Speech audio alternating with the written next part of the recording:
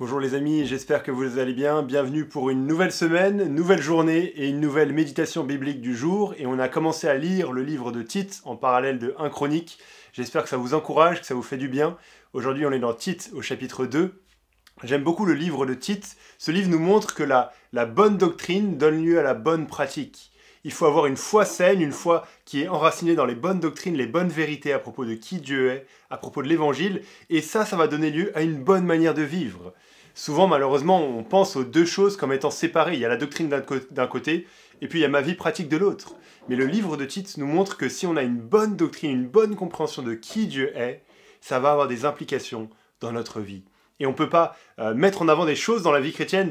La vie chrétienne, c'est pas juste une liste de règles à suivre. Les chrétiens se forcent pas à vivre d'une certaine manière juste parce que, voilà, c'est comme ça. Mais toutes ces choses-là, la manière dont on veut vivre en tant que chrétien, c'est relié à la doctrine, c'est-à-dire à l'enseignement que Dieu nous donne concernant qui il est, concernant son Fils Jésus-Christ, concernant l'œuvre de l'Esprit dans nos vies. Et c'est ce que nous montre le livre de Tite. Et aujourd'hui, on lit Tite au chapitre 2, et on a un excellent exemple de ça, de ce qui est au cœur de cette lettre à Tite. Il est dit dans le chapitre 2, verset 1 de Tite, « Quant à toi », c'est Paul qui écrit à Tite, qui est un jeune pasteur, « Quant à toi, dis ce qui correspond à la saine doctrine. » Paul lui dit « Dis ce qui correspond à la saine doctrine », et dans les versets suivants, il va donner à Tite une liste de choses pratiques à faire par différentes catégories de personnes. La manière dont les vieillards doivent se comporter, dont les femmes âgées doivent se comporter, les jeunes gens, et les esclaves, etc. Une liste de choses pratiques. Et il dit que ça correspond à la saine doctrine. Pourquoi ? Parce que la bonne doctrine donne lieu à la bonne pratique dans la vie chrétienne. Mais c'est surtout intéressant de voir pourquoi est-ce que Paul donne tous ces encouragements, ces exhortations à différentes catégories de personnes.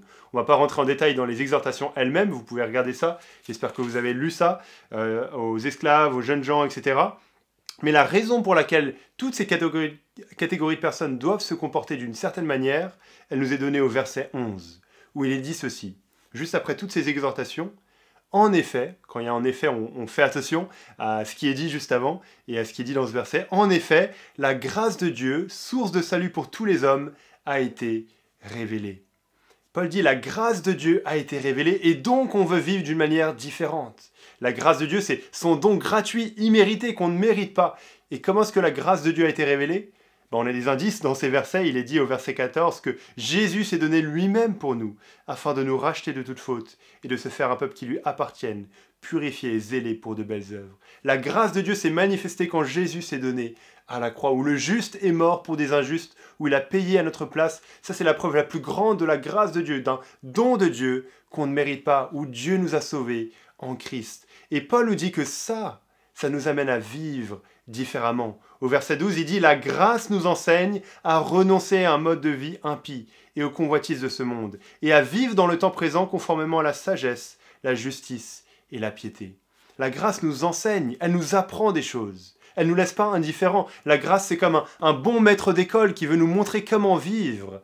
Cette grâce qui s'est manifestée à la croix. Et elle va nous apprendre dans ce verset 12 à renoncer à un mode de vie à pied, à dire non au péché, et à vivre d'une manière pieuse, c'est-à-dire à vivre selon ce que Dieu veut.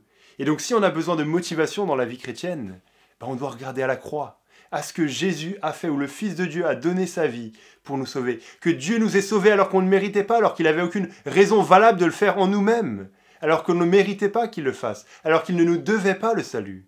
Il nous a sauvés par pure grâce. Et cette grâce de Dieu, elle nous enseigne à vivre différemment. Alors j'espère que ça vous encourage, chers amis, de voir que la bonne doctrine donne lieu à la bonne pratique et qu'une juste compréhension de la grâce de Dieu va nous motiver à vivre pour Christ. La grâce, c'est comme le moteur de la vie chrétienne, c'est ce qui nous pousse à aller de l'avant, c'est ce qui nous motive à vivre pour la gloire du grand Dieu qui nous a rachetés. Alors bonne semaine à la lumière de ces encouragements, chers amis.